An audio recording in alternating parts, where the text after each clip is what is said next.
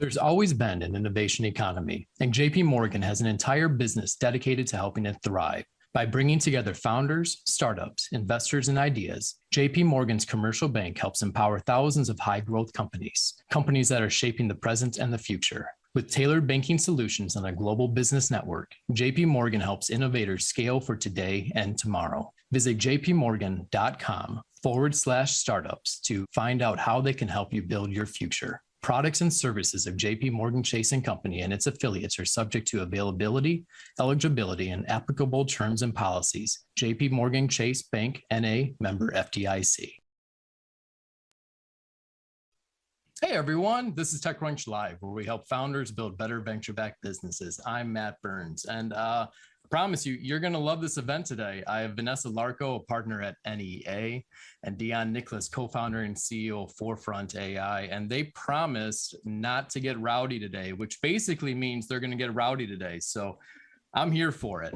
They have a great working relationship, as I found out during some prep calls, and we're going to use that to pull out some learnings and then some advice on building founder-investor relationships, but also talk about product launch timing and winning a startup competition.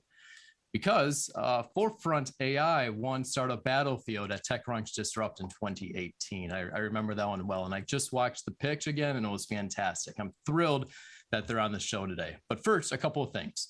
One, this is our last show on Hopin. You can watch this event on Twitter and YouTube and Facebook Live, but also Hopin, where you can apply for pitch practice and ask questions and network with other guests.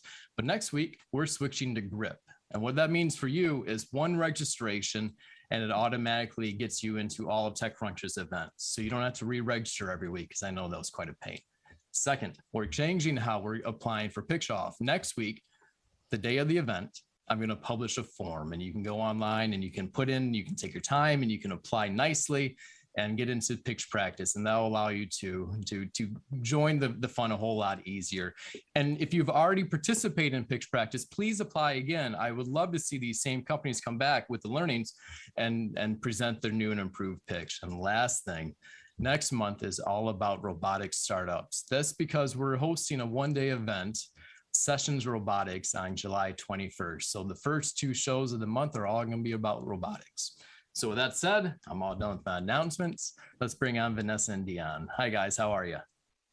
Hey. Good to be here. How are you? Good. Well, thanks for doing this. This is really exciting. I think, Dion, you're the first company we've had from winning Startup Battlefield in this spot. Oh my goodness, I'm honored. I'm excited to be here. Yeah, it's great. You won in 2018. I went back and I watched your pitch again, and it was very smooth. You're a great communicator.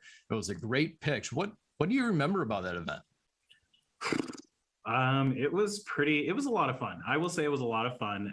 And there was a lot of prep that went into TechCrunch Disrupt. We launched in September 2018, and we had found out we had gotten in back in May. And so between May and September, there was just a lot we did to prepare our pitch, think about our business. And also, most importantly, we kind of made this call that nothing mattered. It didn't matter if we got on stage, none of that mattered unless we had a product that delivered value for customers. And so we spent a lot of time just like trying to meet and sign up our first few customers and pilots. So those were the things I remember. And then stage fright. And then it went okay. Yeah, it's a big stage. Yeah. And I don't want this to be a shameless plug or anything, but we have changed the program a little bit, and now we're accepting 200 companies into it. So please apply for this. Everyone else out there, it's a great program. Now, when I went back and I watched your final presentation with the final judges, the big important VCs, they talked a lot about a competitive market, and you launched into a competitive space. How did you navigate around those competitors at the time? Very good question, Matthew. So one of the things that my co-founder Sammy and I realized when we were in the early innings of building this product was one that we had real technological innovation and an inflection point in things like natural language understanding that were starting to happen, both in the research we were doing as well as in the broader community. And two, when we started talking to customers, the feedback we were getting was very different than the feedback we were getting from investors. Every investor was like, hey, this is a crowded space. There's a ton of competitors here.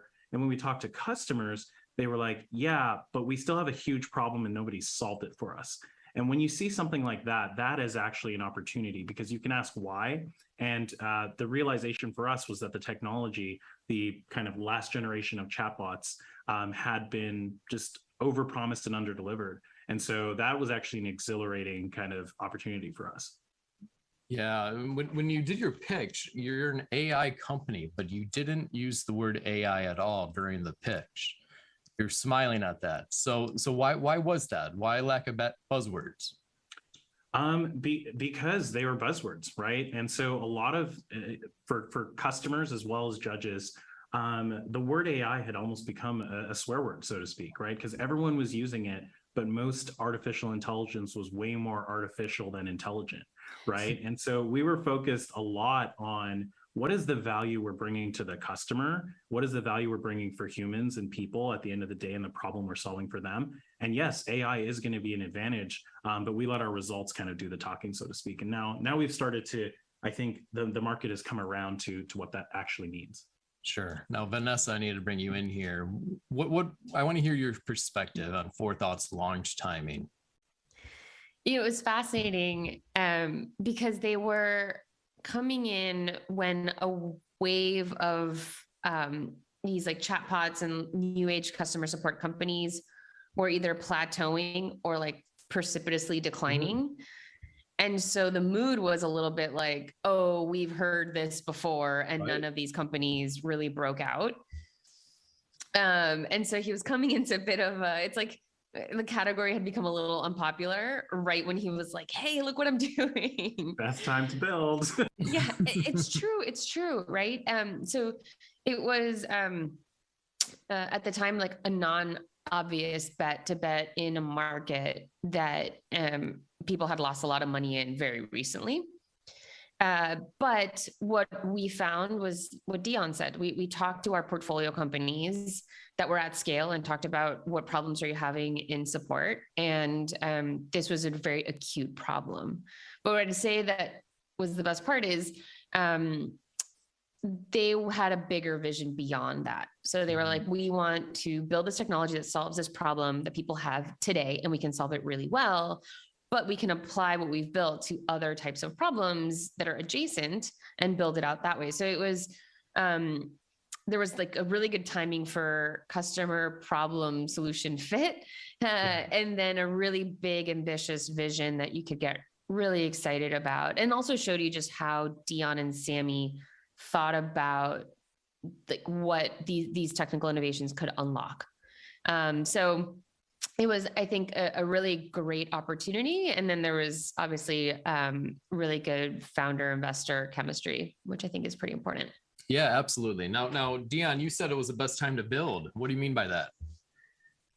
I'm semi-contrarian when it comes to technology hype cycles, right? Very contrary when it comes to technology hype cycles. Like, even when you think about, I don't know, this isn't really about crypto, but crypto's a good example of it, right? Like, there in the early days, there's a ton of hype around it, and usually hype is a bad thing in the short term, but it's indicative of some place you can go in the long term. And then you get into this, trough of disillusionment where everyone, like, the hype dies down, but that's when the people who are super passionate about the thing are actually quietly building, right? Bill Gates, I think this quote is attributed to, once said, we overestimate what we can do in a year, but underestimate what we can achieve in a lifetime, right? And I think that's always true about new technological waves. And so for AI and natural language understanding, I had been thinking about these problems to some degree pretty much my entire life. And in and around 2017, so before we launched, about a year before we launched, there were a ton of new innovations, a lot of things we were working on. Chris Manning, who's a Stanford professor who literally wrote the book on NLP that I read in school. He was one of my advisors and is one of Forethought's advisors and investors now. A lot of stuff coming out of his lab. And so it was about the time where just focusing on building and solving the problem would actually yield fruit. And we could see that viscerally. There was just a lot going on there. And so we were like, let's get focused on the problem. Let's go solve it, while everyone else actually is probably off doing like crypto stuff, right? And so, less competition and so on and so forth. So we were starting to see some really interesting synergies there. Yeah, I think there is a lot of parallels between what you were doing, chatbots and AI in 2015 to 2018, that window, and right now with Web3 from 2019 to current, right? What do you say to founders about finding the right time to launch their product? So timing is really important. I think it's hard to get timing right. So there's no exact science, but what I would actually say is ignore the hype and focus on problems, right? And that was always acutely true for me. I've been thinking about how can AI help people get their most important questions answered for a long time. There's a few stories out there about me trying to think about how can AI help me study for history class back in the day, or do your homework for you. Well, hey, I mean, right. you gotta have some more time somewhere. But, and it was just like, you can't control the timing, but you can control the problems and the insights you start to generate. And then at some point you will find, and this is where quote unquote founder market fit comes from, you'll find that you have insights into a problem, into a space that other people have simply because they weren't looking. Right. And so I think that's almost the only advice I can have, is just focus on a problem you can't get out of your head, and you'll eventually think about how to solve it. And thoughts on this, Vanessa?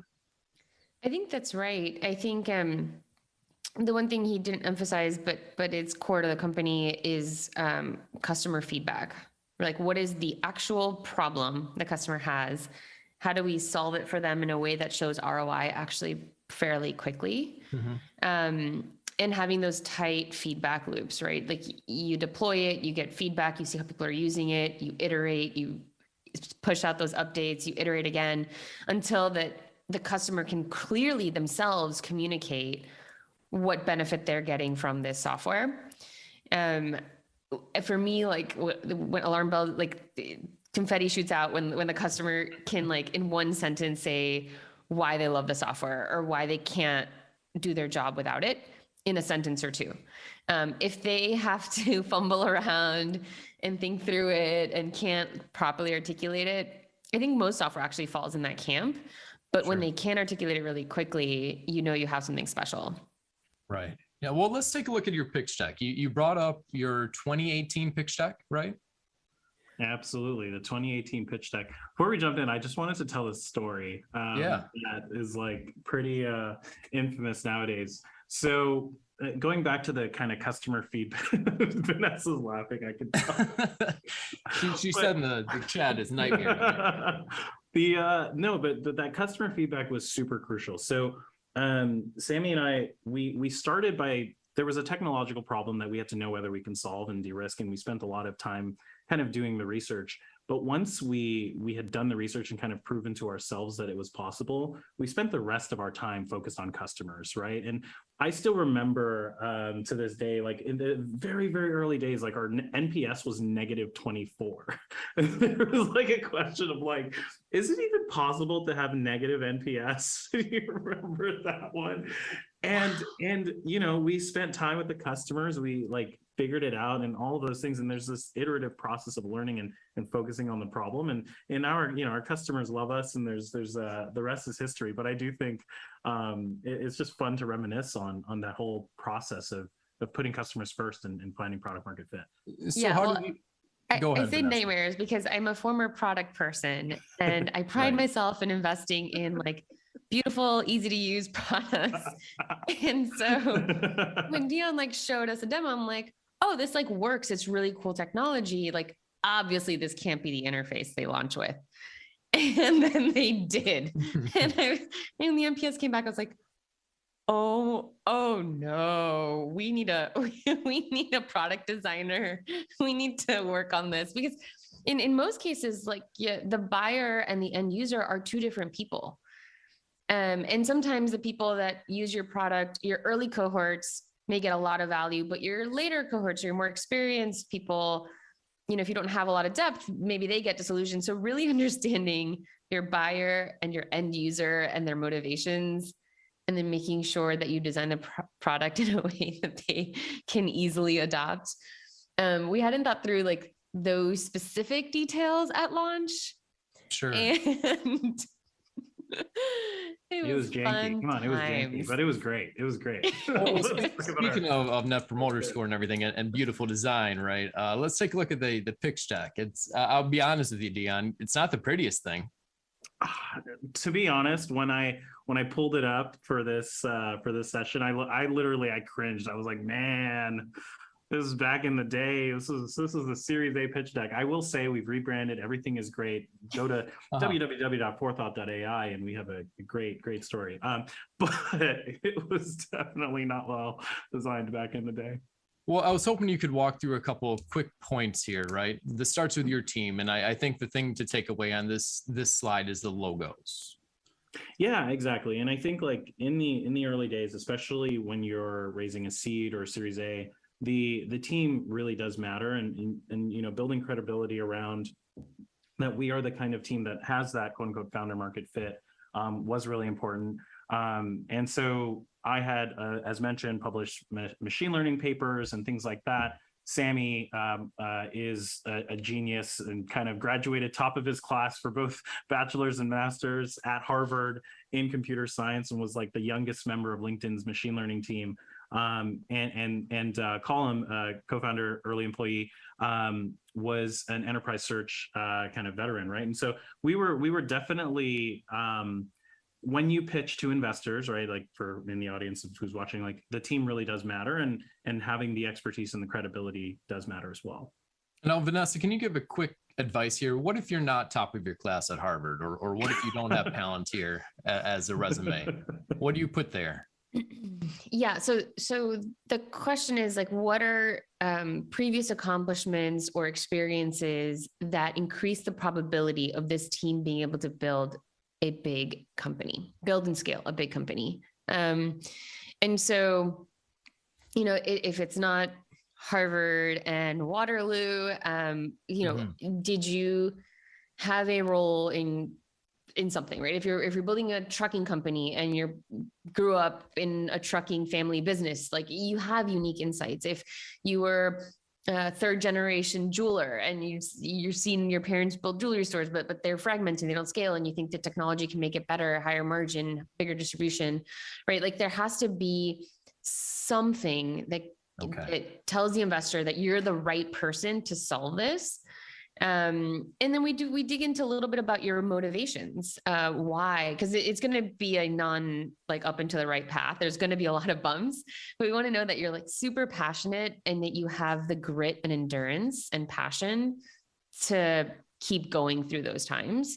So if you played sports, like athletes sometimes tend to make great CEOs. So we kind of dig into like pull threads of like what traits and what accomplishments does this person have to point us in that direction. That's great advice. Let's look at the next slide. I will say that our key and core trait is that we love karaoke. And that's clearly indicative of a high performing team. This is how the world works. Sorry, carrying on, problem. This is you, 38%. Yeah. So it's interesting, and we've been talking about this, my team and I, like in the last week, about how do you articulate the problem? How do you articulate why we're here?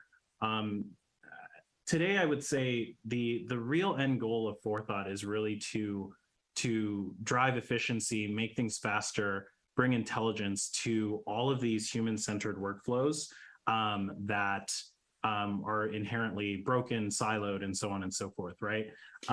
In the olden days, back in the Series A pitch, I wanted to describe, because at the time we actually only had one product and it was agent facing, right? It was internal facing.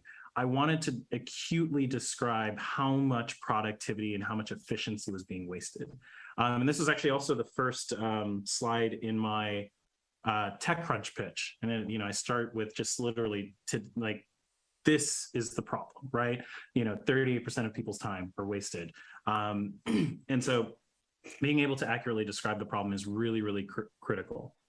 Yeah. And I'll say this is interesting because everybody can relate to that, right? Like whether you're searching your email inbox or scouring your terrible intranet, trying to figure out like, where do I find this information?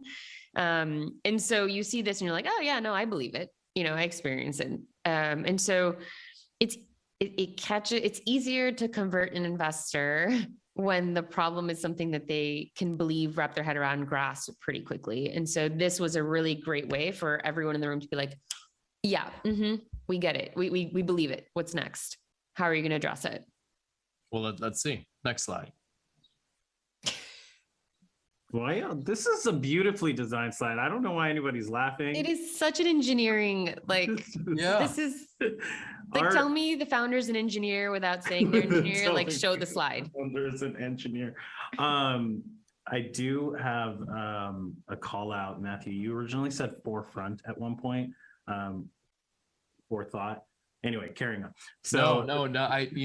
Quick story. I once interviewed the president of MasterCard and TransferWise at Davos, but I called it transfer wire for an hour straight. Oh no. Yeah, up in the mountains in front of billionaires. Yeah. So I've done that before. My bad.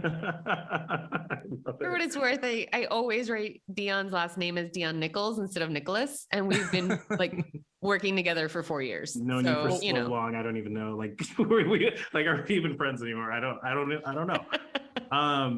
So this one is it's one of my favorite slides. I mean, our modern, we've come a long way, but the vision, right, is still pretty clear. And we don't describe it as information retrieval embedded into employee workflows. We actually describe it as the intelligence layer for the enterprise now, because we're doing more than just search and information retrieval problems. We're now you hired a marketing person.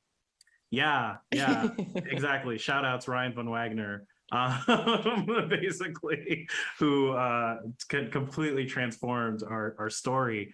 But we have always had the vision that customer support is just one human business interaction, and it's just the beginning. If you can connect up the information, and this is often the leading edge of product information, this is where businesses know what's going well and what's going not through customer service and customer support. If you take the exact same stack and product and apply it to sales, right? Another kind of human-centered workflow, HR, IT, and so on, you can build what we're calling the intelligence layer for the enterprise, right? And it's very similar to how Salesforce, they launched Sales Cloud, the system of record for salespeople. They scaled billion-dollar IPO, yada, yada. And then they launched Service Cloud, which is an even bigger billion-dollar business for customer support, Marketing Cloud, and so on and so forth. And so that was how they became the system of record for the enterprise. And I truly believe in this vision of using this fundamental AI technology, we can become the system of intelligence for the enterprise. So I've always started pretty broad with where I think we can go. And this isn't a 1 or 5 or 10 year vision, but it's a 20, 30, 50, 100 year vision, right? And so that's something that I've always felt really proud about. And I think a lot of people can get behind it. Yeah, Vanessa, you're nodding your head a lot there. Do you agree? Yeah, no. Well, this slide is it's a Janky. Schema, right? Who puts a schema together? Literally a database schema, yeah. UML diagram of the exactly. But he just did such a great job explaining how do we get from here to there, very tactically, and it became very believable. So I think people can have big audacious goals, and you can't draw the line from here to there. But when you can articulate it super clearly, then you can get behind that. You can get really excited and inspired by that as an investor. Yeah. Do you prefer people to present short-term visions or this long-term forever thing? Typically, you want to get to the point of the short-term vision. What's the opportunity today? What are you building today? Who's your user today? What's that TAM? Because you're going to underwrite that. So I would typically start there and then say, once we dominate this, kind of like what Dion articulated now, you can layer these things on. That gives you permission to tackle these other areas. If you start with these are all the areas I want to tackle, it's very easy for the investors to immediately get into skeptical mode. And then you're working through skeptical mode the rest of your pitch. And that's really important here. And this is actually something we always struggled with, right? Because there's big vision, but you have to build credibility now. You have to solve a problem. No platform company, like let's say you're building an app store, you can't build the app store without the killer app, right? And so oftentimes you have to focus on what is the killer app before you even think about the platform. And so one of my advisors once said, we have what you would call an hourglass pitch. I don't know, I didn't make it up. Start pretty broad. What we tend to do is start with the vision, and then as quickly as possible, get into where we are today, spend most of the pitch on that. And then at the end, pull it back out again. You'll actually see this. The final slide is actually the same slide. And so that's pretty intentional. Well, let's go to the next slide here. All right. So pulling in the hourglass though, right? So we have the vision, zero credibility unless you can solve a problem today. And that's just like, it is the way it is. And we knew from the get-go, customer support organizations were going to be the place where we're going to have the most immediate impact. I don't actually tell this story a lot, but my first ever job was actually in customer service. I was stocking shelves at Shoppers Drug Mart, which is the Canadian CVS, answering customer calls, answering customer questions on the floor. And I've always kind of known that, like, I don't always have all the information as an agent, and my customers don't always know all the answers either as customers. And so it's always been kind of near and dear to my heart to focus on customer support. I think we also got incredibly lucky because customer support in and of itself as a market is going to be one of the first places that's tackled by AI. And there's a lot of reasons for that. But anyway, so we focused on that. We had a very clear, here is what our first product is. Here's its key value to agents, help agents become 30% more productive. And here's how we're going to do that. Great. Next slide. This is my favorite slide. Actually, I said that about my vision slide, so maybe I can't have. Oh, no, they're all like my favorite slides. You can have two favorites. All right, I've got two favorite slides. Because again, going back to, and this is similar to what we put at TechCrunch Disrupt at Battlefield. When we found out we got into Battlefield, again, we said, like, launching, it's going to be so much fun, it's exciting, but that's all vanity unless you can focus on delivering value for customers.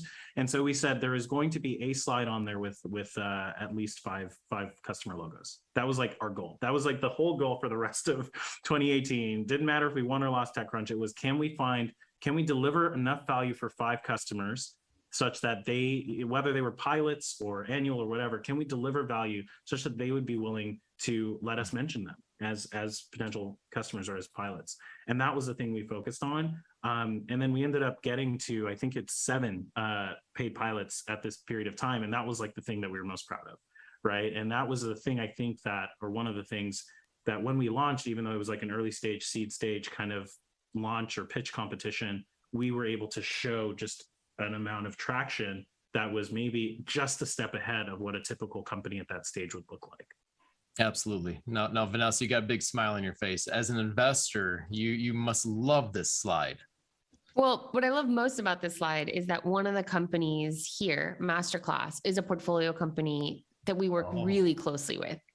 Sure. And so I think one of the cheats that a founder can do is go after portfolio companies of investors that you want to pitch, because it's super easy for us to just, we're like, oh, we know that, like, we don't have to like try to outreach and, all this stuff to get references. We just like literally text the founder, like, hey, are you guys using this? Oh yeah, my buddy is here. Let me like introduce you and hop on a call. Like, hey, what do you think? And they'll give you like the truth, right? It's not a scripted reference that Dion sent us. It's like someone we know that would give us the real scoop. And if they love it, then we get bullish really quickly.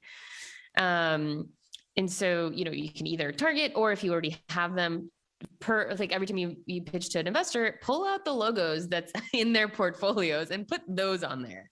That tends to be like 10x more effective than if it's logos of people like they can't easily reach. Yeah, right? That's great advice. Now, what's the line of where you can put a logo on? Can you just submit an offer and they have a conversation and then put that logo on your slide deck, or? Well, On our side, I mean, these were all customers who were using the product or in some way, shape, or form, and we asked their permission, basically. So it's like, if you're willing to be a rep or whatever it is, like that was basically it.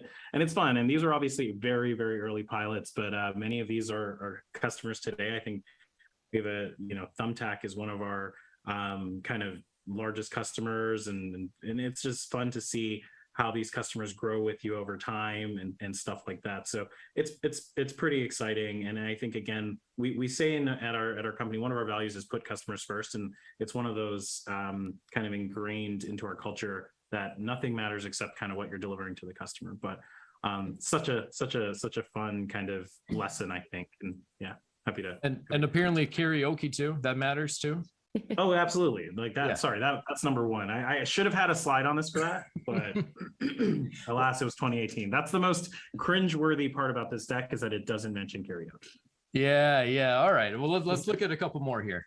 Yeah, the one thing I would add to the logo thing is don't put a logo on there of a customer that's unhappy, or if you're putting a logo of a customer who's in the pipeline and hasn't converted, you still want to ask the customer for permission, and you want to set expectations with the investor and say they're in our pipeline or they're early in their pilot, so that they know if they text them or call them up, the information matches. Because if it doesn't match, that almost kills the deal entirely, because there's mistrust that brews.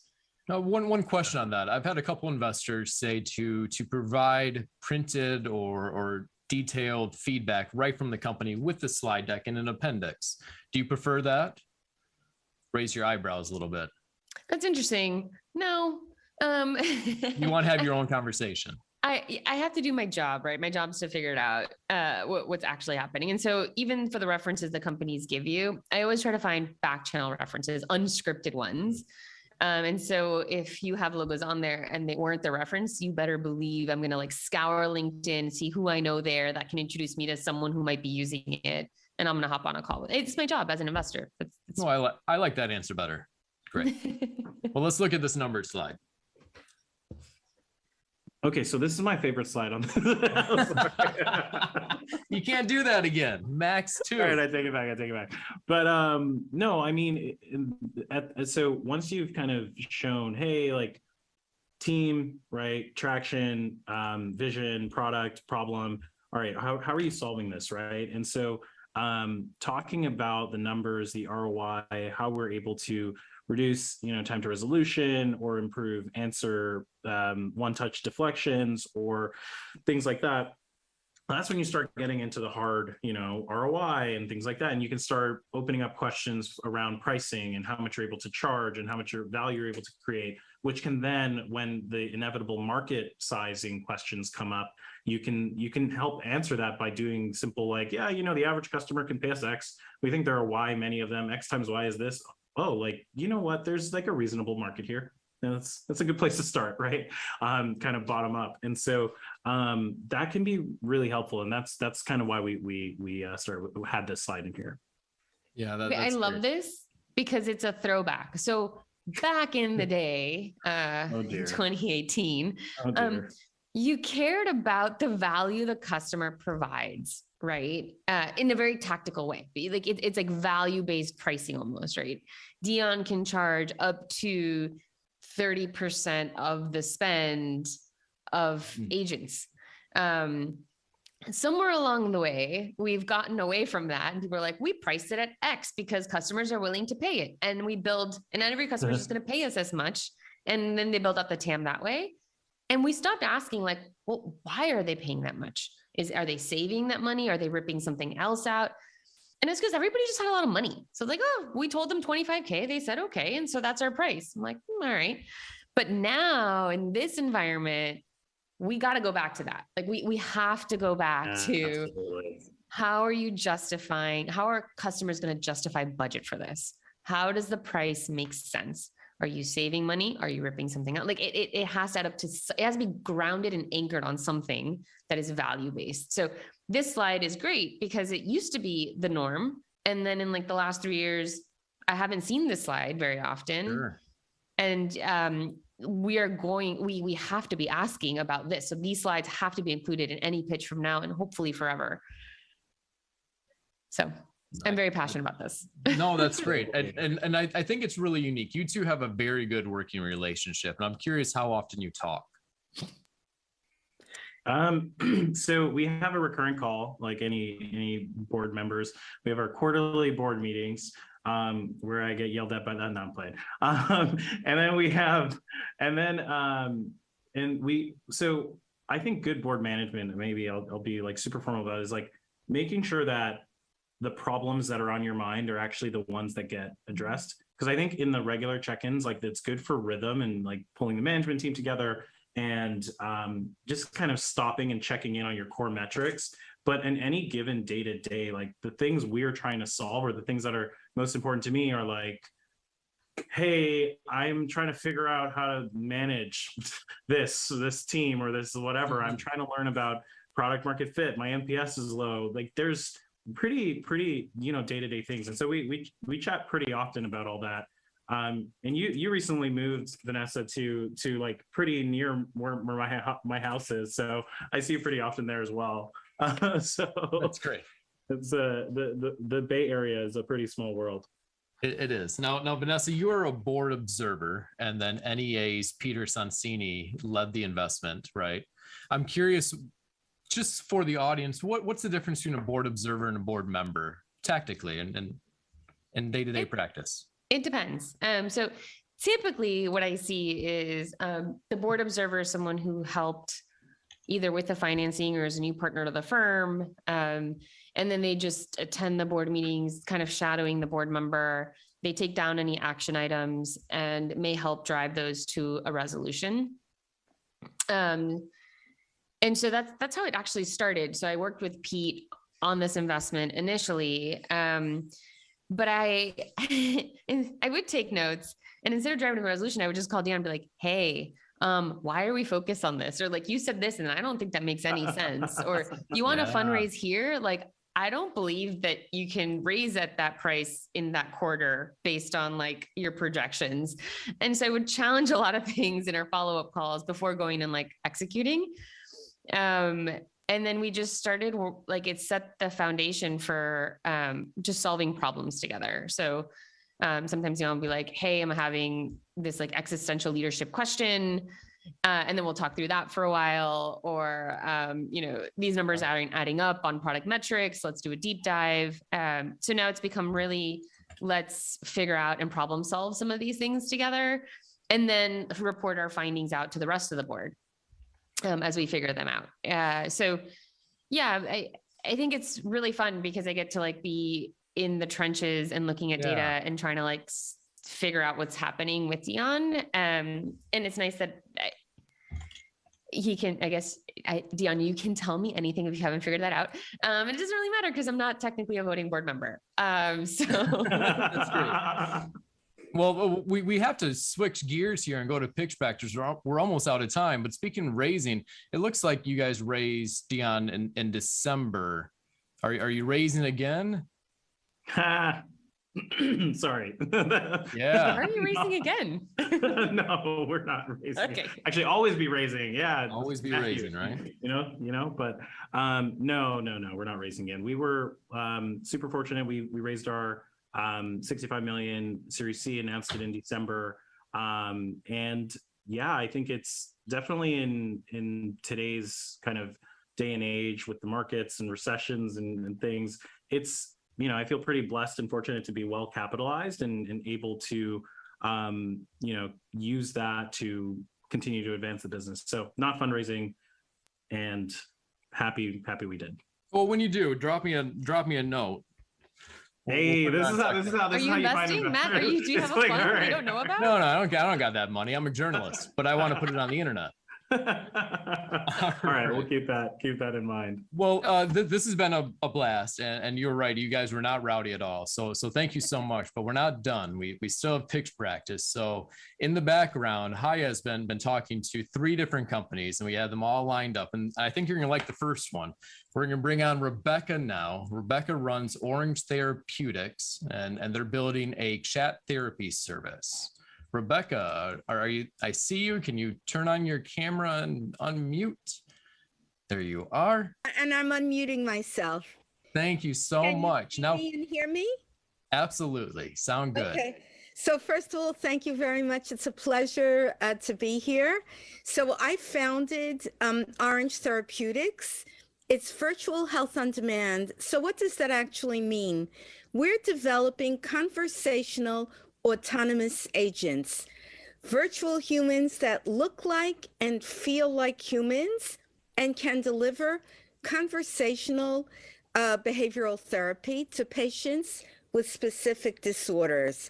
So, what is the problem that we're solving? Right now, you have people that are seeing therapists, let's say people with alcohol use disorder, which incidentally kills 3 million people a year on average.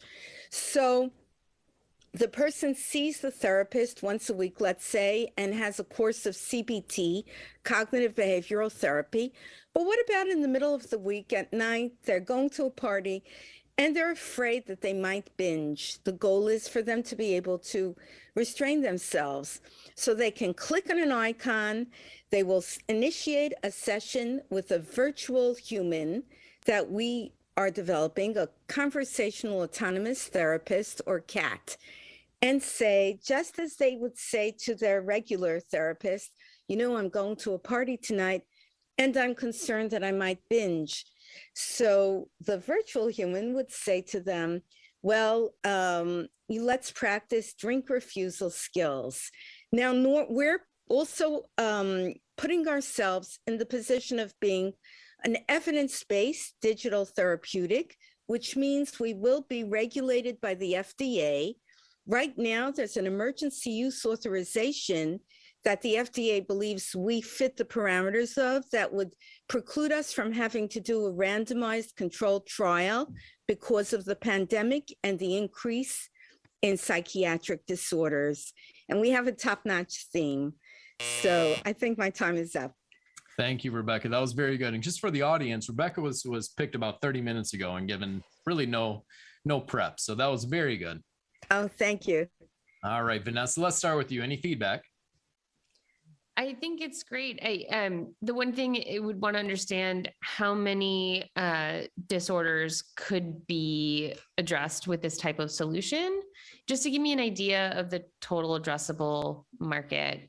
10. So we are starting with alcohol use disorder.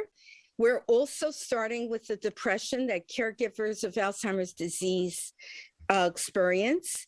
And they, at all hours, you know, at any time, ours is 24/7 remote access. They could feel depressed because the patient that they're dealing with has suddenly regressed further. So, in fact, we were one of 16 companies selected by the NIH to get sponsorship of a grant specialist for us to execute a successful NIH STTR application. Got it. Okay, great. And just quick follow-up. Sure. What's your background? What made So you I tackle this? completed all but one of the courses for the PhD in math at Yale, but I also had a strong computer science undergraduate background. Then, unfortunately, family illness necessitated a leave. My advisor passed away, and I went to a math conference, and something that someone said, a professor at the conference, was the stimulus for me to start the tech startups. So, and in addition, by the way, to the other markets, the target populations are also substance use disorders such as opioids. But, you know, each one would need its own conversational autonomous therapist because the CBT differs from population to population. We have a potential client that has 11 inpatient recovery centers and about a dozen outpatient. They're also very interested in the mental health of 18 to 25-year-olds, and we could address that as well. Great. Dion, any feedback? Yeah, Rebecca, first of all, amazing what you're doing. I think starting with describing the problem that people face was really powerful, right? It was one of those things where, yeah, I listened to it and heard it and I was like, wow, this is really impactful. If this business works, it's going to save a lot of lives and help a lot of people. So I think you did a wonderful job kicking off the pitch. In terms of kind of feedback on the pitch. The immediate questions I have around the end of that pitch were around one, it sounds like a technologically hard problem, right? So if you're building virtual agents, there's AI, there's, you know, probably some facial recognition. There's a whole bunch of hard tech problems that you have to solve in order to get that right. And so I would have been curious, how far along are you? And so first of all, we're building on an existing coach that people already developed. And I took those people who already worked on the coach. We're endowing the coach with the additional capacity to deliver cognitive behavioral therapy. We're working with the Stanford University School of Medicine, Department of Psychiatry, and the NYU Grossman School of Medicine. But we already have those metrics that we could pick up from facial gestures, from head movement, to be able to gauge the emotional balance of the person, of the patient. That we already have in place. And we have already virtual humans with gestures and, you know, seeming very human-like.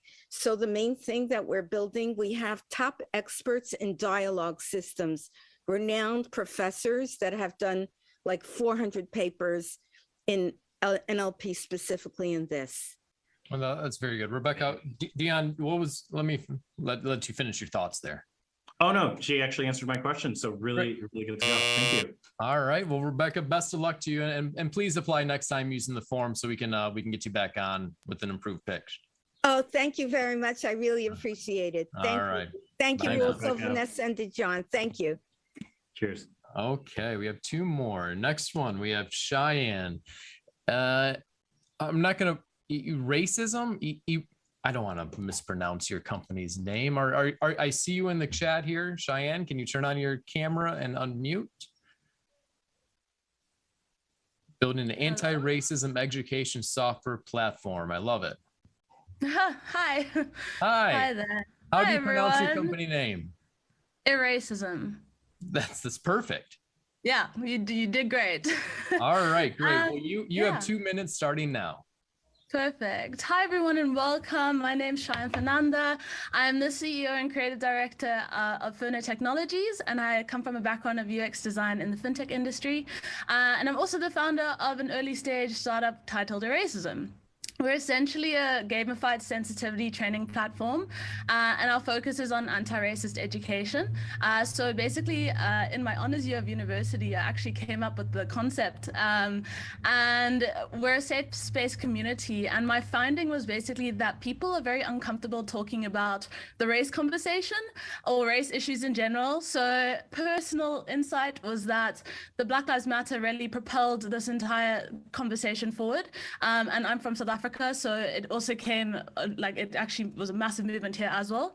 And my main finding was that it's not up to people of color to basically educate other people on the sensitivities surrounding the conversation. So the objective of our app was to streamline the process of educating people around the race conversation by making it kind of like a Duolingo, but for educational purposes, for race and inclusion on a deeper level. So it's comprised of an app that teaches daily interaction training on microaggressions, on the current buzzwords that everyone should kind of know, and it positions the person or the aim was at universities and companies of all sizes to basically subscribe to the platform, and then from there have an onboarding process to have their staff kind of educate themselves on the topic before starting. So we had a few options. We had an inclusion keyboard as part of the suite, as well as a Chrome extension that diversifies your search results to put people of color at the top of the search result, just because by default, a lot of our interfaces are inherently biased, but not to anyone's fault. So yeah, at the moment, we're at our pre-seed or launching phase, and I'm seeking Series A soon.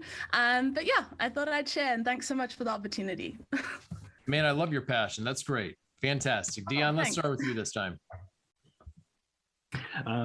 Awesome. First of all, thanks for joining us, and amazing company.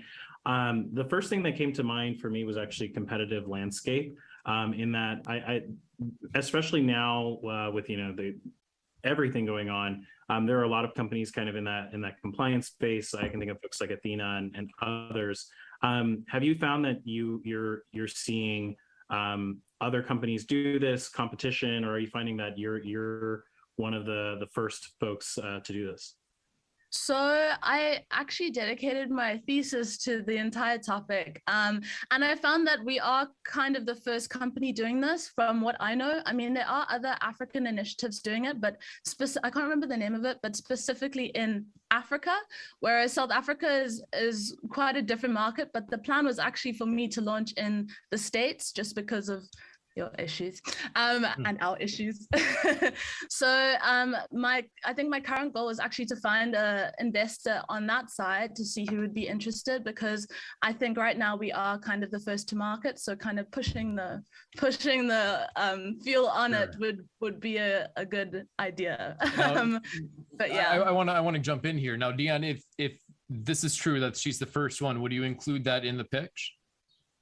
This is actually interesting territory, because you get different problems when you're in a really competitive market. You have a whole bunch of people wondering, like, why are you going to crack this and nobody else? When you're very few in a market, you have to answer the question, okay, why hasn't anybody done this yet? And is this a market? Is this going to be a big enough market, right? Because now there's less comparables, and so you actually get one of two kind of lesser of two evils. They're not sure which. So then I would include that in the pitch. I would actually try to find others, or even if it's not directly tied to what you're doing, I would try to find other companies in a similar space with a similar attack pattern, so to speak, right? Market penetration pattern, and show how successful they are. So I mentioned at the top of my head, I don't know, I'm sure I saw this in the news somewhere, but like an Athena raising, right? Like that starts to actually be helpful if you can draw not necessarily competitors, but corollaries to your business and show that these are successful businesses. Here's why there might be a wave of this coming, and us being the first in this world means we're going to have, an advantage, but you can see how other people have done it in similar worlds. Vanessa, I'm seeing similar. Yeah. I was instantly thinking of like, she should draw parallels to Athena, because they're in compliance training and they're growing very rapidly. And so you can show that there's appetite for this, for new age, training. And you can also say that the apps that preceded you in consumer, like the Duolingos and stuff, like really set the tone for people with these like micro learning moments. And then in the enterprise, it's carried over, and there's some examples of these companies getting big and growing quickly that way. Yeah. This is great. All right. Thank you. I had so much fun. Thanks so much for letting me pitch. All right, Cheyenne. Best of luck to you, and keep in touch. Thanks so much, guys. All right. We have one more, and it's quite a switch of companies. So I'm gonna bring on Ali now. Ali, I'm not going to try to pronounce your last name, but your company name is Plasmos. And I guess you're building a space tugboat company? That's correct. Hi, my name is Ali Bakhchasar. My last name was Russian. They turned it to English. That's why it's been a journey. But yeah, thanks for letting me pitch here. It was actually very interesting feeling to pitch in such a short time. I'm originally from Iran, so I want to start with my introduction. I've built about 200 engines. I always envied Americans in high school, where they, blew off rockets, and I was like, I want to do the same. I actually blew myself off twice. After that, built another engine.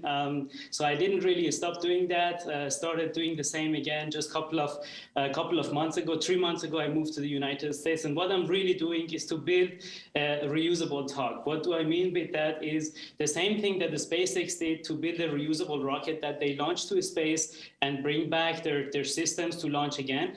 We want to build the same thing, but from space to further orbits. So meaning we get on a SpaceX or other launch programs, we launch from there to deliver for the last mile services that is actually really hard these days. And many companies are competing with us on this, mainly impulsive space, to deliver for the last mile, but we intend to bring or a spacecraft back on the Earth, landed controlled in a controlled way, and launched that one more time. So that's basically what my company is doing. I can say a little bit more about the team because it's a team to brag about. Former CEO of Airbus Defence and Space joined us recently as a chairman. I've been adoring the work he has done in Airbus. I used to work for Airbus for a little bit as well. And Richard Weirs, who is a namely person in Jet Propulsion Laboratory of NASA, joined us as chief scientist recently as well. The market that we are entering is getting bigger and bigger. So since 1957, the number of satellites from a couple has been increased to 1,670 last year. And this is expected to increase by 3 times over the next years. And our solution to it is to just reuse it the same way as SpaceX did so. Great. Thank you. That's fantastic. Now, I love this because I don't think either one of you two are space rocket experts. So you are. Dion, all right. I'm just kidding. I tried. No, but the feedback on the pitch would be great because you don't have to get nitty gritty. So give us some feedback. Let's start with Dion again. No, I think it was just a really cool pitch, and so when you can capture people's imagination about emerging technology. I actually have invested in a space company for what it's worth. Yeah, exactly. But yeah, if you can capture people's imagination, and I think Sam Altman talks about this, but it's like easier to build a very hard company than it is to build an easy company, as weird as that sounds. And what I mean by that is when you have a big kind of audacious goal, it's easier to capture imagination, and it sounds like you have a team that's pretty credible. And so in the end, you're going to be able to attract, investors, talent, that sort of thing. So I think the pitch was really good. And I was actually waiting at the end to hear about the team. So I'm glad you snuck that in there, because again, with any really hard problem, you just get this weird credibility barrier where investors are like, really? You're going to build rocket ships? And you just got to be like, no, I am. And this is how I do it. Anyway, that's my feedback. So I think it was just a really well-made pitch, and it's in the 2-minute time span was definitely the kind of pitch that's like, all right, I want to hear more, that you've kind of done that job. I appreciate it. That's actually great to hear, just because, we pivoted the company. We started doing plasma propulsion only. So I actually practiced my pitch just last week at a TechCrunch party. And I started at the beginning of the party, it was terrible. And by the end of it, I was like, SpaceX, we are doing this, next orbit, done, back. And they were like, okay, who am I pitching next? I was like, party is over. Okay, let's go. For what it's worth, that is how I prepared for Disrupt, Vanessa. I'm ready. I love that. And I think for really, as Dion said, really technical, like frontier tech type of technology, what I find is the pitches tend to be like very lengthy before you even get to it's like, this is how it works. And these are all the pieces and all the components. And I'm like, what are you building though? Right. And so getting this is the last pitch, exactly. That's exactly the problem we were facing in our last pitch, because it was like combining 2 different engines. No, didn't work. Yeah. But I think practicing your pitch at a party or, at a investor speed dating or whatever, where you get to say the same thing a million times over and over again, you start refining it and you change it, you tweak it and tweak it and tweak it. And by the end of it, it's great. And so I think I'm glad you had that experience. But very few founders actually get the opportunity or think that it's necessary, or may feel silly repeating themselves 100 times over. But the truth is, in every aspect of life, practice makes perfect, and getting as many reps in as possible, especially for a very technical product, is really helpful. My LinkedIn tag is stay foolish to stay hungry. So that's kind of what I'm doing. That's great. And I'm glad you established the credibility of your team, to Dion's point, because without it, like I mentioned earlier when we were talking about Dion's pitch, which was, why is this the team that can solve this problem? And you're making a huge bet on the team once you believe that the problem is solvable. Yeah. Would you, Vanessa, would you advise to put the team comment further up in the pitch? 100%. Because the minute you were like, I am launching stuff into space, and I was like, there's like a credibility gap. Yeah. I'm like, a little bit until you hear it, then you're like, you kind of pull back, and then you're like, okay, I get it. Yeah, unless I get that you blew yourself into space and stuff, but you know, unless you were actually had like a very tenured career in space, you'd want to surround yourself with great advisors or great team members right off the bat. Yeah, that's actually great advice. I'm going to use that tomorrow in the next investor. Great. Fantastic. And now make sure you apply again. I'd love to hear the pitch once it's refined again. Of course, I would love to. Thank you so much. Dion, it was wonderful. Vanessa, thank you so much. And even Ali, it was great to have you guys on this episode. So please apply next week. And then next week, we're of course switching platforms to Grip. So once you register once, you'll be registered for them all, and look for that announcement on TechCrunch.com. So once again, thank you for all the guests, and we'll see you next time. Hey, Matt, we also have these stickers we made of Dion. So, you know. I love them. Oh, how did you get that? Where did you I have friends at Forethought, Dion. That's how I got it. We have all these great stickers. All right. That's great. I thought the deck was cringeworthy. Our stickers, actually, they're pretty well designed. I just like, why? Those things are better designed than your first pitch deck. Yeah, like I said, we hired a marketer. Yeah. All right, I'm gonna cut you guys off. Thank you so much, guys. See ya. Thank you. Good to Thank see you. you.